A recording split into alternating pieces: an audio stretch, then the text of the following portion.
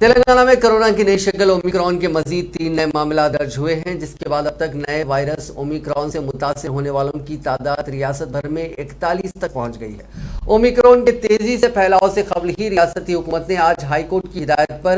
ہجوم کو جمع ہونے سے روکنے، بالخصوص سال نو کے جشن کے تقاریب کو روکنے کے لیے بعض تحدیدات عائد کیے ہیں، جس کے تحت یہ تحدیدات 31 دسمبر سے 2 جنوری تک رہیں گے۔ تازہ طور پر آج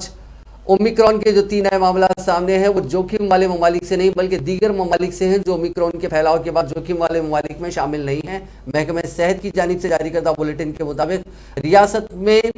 گزشتہ 24 گھنٹوں کے دوران کرونا وائرس کے 140 نئے کیسز درج ہوئے ہیں، جس کے بعد ریاست میں اب تک کرونا سے متاثر ہونے والوں کی مجموعی تعداد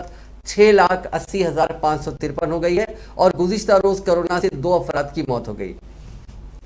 جس کے بعد کرونا سے ریاست میں اب تک مرنے والوں کی تعداد 4,021 ہو گئی ہے۔ گریٹر حیدرآباد میونسپل کارپوریشن کے حدود میں سب سے زیادہ کرونا وائرس کے 92 کیسز درج ہوئے ہیں۔ 15 اضلاع میں گزشتہ روز کرونا کا ایک بھی کیس درج نہیں ہوا، جن میں عادل آباد، کوتگوڑم، بھوپال پلی، گدوال اور کاماریڈی شامل ہیں۔